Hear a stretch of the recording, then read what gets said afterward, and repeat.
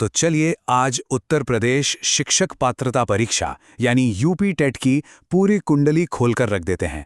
एक ऐसा मजबूत गेम प्लान बनाएंगे कि परीक्षा की हर चुनौती आसान लगने लगे। ये रहा हमारा आज का पूरा एक्शन प्लान। इन 6 पॉइंट्स में हम यूपी टेट की पहेली के हर हिस्से को जोड़कर एक पूरी तस्वीर तैयार करेंगे। तो कमर कस लीजिए, सफर शुरू करते हैं। सबसे पहला और सबसे जरूरी सवाल, आखिर ये मिशन यूपीटीटी है क्या? उत्तर प्रदेश में एक शिक्षक बनने के लिए ये परीक्षा इतनी खास क्यों है? आइए इसको समझते हैं। बिल्कुल सीधे और सरल शब्दों में कहा जाए तो ये परीक्षा शिक्षक बनने का दरवाजा है। ये वो चाबी है, वो एंट्री पास है जिसके बिना आप उत्तर प्रदेश के सरकारी स्कूलों में प्राइमरी और अपर प्राइमरी क्लास में पढ़ाने के बारे में सोच भी नहीं सकते। जरा इस आंकड़े पर नजर डालिए, 21,65,000। अरे बाप रे, ये सिर्फ एक नंबर नहीं है, ये कंपटीशन का लेवल बता रहा है। इतने लोग एक ही दौड़ में शामिल हैं और इसी भीड़ में से निकलकर अपनी पहचान बनानी है। तो ठीक है, अब जब मैदान में उतरना ही है तो पहले खेल के नियम कानून तो समझ लें। किसी भी परीक्षा को पास करने का सबसे पहला कदम होता है उसके पैटर्न, उसके ब्लूप्रिंट को अपने दिमाग में बैठा लेना। यहाँ का गणित एकदम साफ है।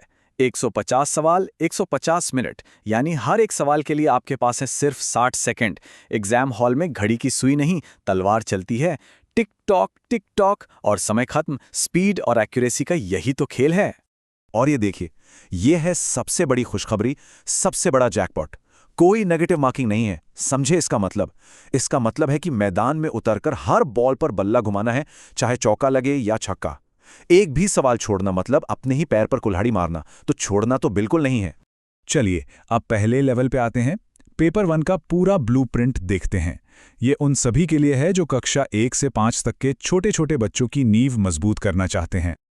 यहाँ देखिए, बंटवारा कितना शानदार है। 5 विषय हैं और सब बराबर के हैं, हर कोई 30-30 नंबर का। इसका मतलब किसी एक को हीरो और दूसरे को जीरो नहीं समझना है। सबको बराबर का सम्मान देना होगा, सब पर बराबर मेहनत करनी होगी, तभी बात बनेगी। अब यहाँ एक बहुत जरूरी बात है, एक पेंच है, ध्यान से समझिए। सिलेबस तो पहली से 5वीं क्लास की किताबों से है, पर सवाल का जो लेवल होगा वो आपको 12वीं क्लास तक की टक्कर दे सकता है। मतलब वो ये नहीं देख रहे कि आपको कितना याद है, बल्कि ये परख रहे हैं कि आपकी समझ कितनी गहरी है। कॉन्सेप्ट का क्लियर होना सबसे ज्यादा जरूरी है। ठीक है, अब आगे बढ़ते हैं लेवल 2 की तरफ। ये ब्लूप्रिंट है अपर प्राइमरी के शिक्षकों के लिए, जो कक्षा 6 से 8 तक के छात्रों को पढ़ाएंगे। देखिए, पहले 3 विषय, बाल विकास और दोनों भाषाएं, ये तो बिल्कुल पेपर 1 की तरह ही हैं, लेकिन असली फर्क आता है चौथे सेक्शन में। ये अकेला सेक्शन 60 नंबर का है। यही वो सेक्शन है जो तय करेगा कि आप लिस्ट में कहाँ होंगे। ये एक असली गेम चेंजर है। और ये स्लाइड दोनों पेपर के बीच का जो सबसे बड़ा अंतर है उसे शीशे की तरह साफ कर देती है। पेपर 1 में पर्यावरण अध्ययन सबके लिए है, लेकिन पेपर 2 में आपको अपनी राह खुद चुननी है, गणित विज्ञान या फिर सामाजिक अध्ययन। और ये फैसला बहुत सोच समझ कर लेना होगा। अब जरा उस सब्जेक्ट पर फोकस करते हैं जो दोनों पेपर की आत्मा है, उसकी जान है, बाल विकास और शिक्षण शास्त्र।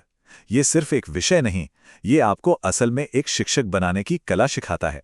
इसको विश्लेषणात्मक कोर कहा गया है। मतलब ये परीक्षा का दिमाग है। ये रटने वाली चीज नहीं, बल्कि ये समझने वाली चीज है कि एक बच्चा सोचता कैसे है, वो सीखता कैसे है, उसकी मनोवैज्ञानिक दुनिया में कैसे उतरना है। जिस किसी ने इस सेक्शन पर पकड़ बना ली, समझ लीजिए आधी लड़ाई तो वहीं जीत ली। और इस स्लाइड के टॉपिक तो और भी मजेदार हैं। विकास के अलग अलग चरण, या फिर ये जो बड़े बड़े नाम है ना, थॉर्नडाइक, पावलोव, स्किनर, ये वो लोग हैं जिन्होंने दिमाग के अंदर झांक कर बताया कि कोई भी इंसान असल में सीखता कैसे है। ये सिद्धांत बहुत दिलचस्प हैं और एक टीचर के लिए इन्हें जानना बेहद जरूरी है। तो अब जब पूरा नक्शा, पूरा ब्लूप्रिंट हमारे सामने है, तो जीतने की सबसे तगड़ी रणनीति क्या होगी? चलिए अब उस पर बात करते हैं। रणनीति के ये 3 सबसे मजबूत स्तंभ हैं, इनको गांठ बांध लीजिए। पहला, सिलेबस का एक एक शब्द दिमाग में छप जाना चाहिए। दूसरा, एनसीईआरटी की किताबें आपके लिए सबसे पवित्र ग्रंथ हैं, इनको घोल कर पी जाना है। और तीसरा, सबसे जरूरी, जब नेगेटिव मार्किंग है ही नहीं तो एक भी सवाल छोड़कर आना महापाप है, हर सवाल का जवाब देना है। तो लीजिए, पूरा नक्शा अब आपके हाथों में है। अब ये तय करना है कि इस सफर की शुरुआत कहाँ से करनी है। कौन सा विषय है जिसे सबसे पहले फतह करना है? सोचिए और अपनी तैयारी में जुट जाइए।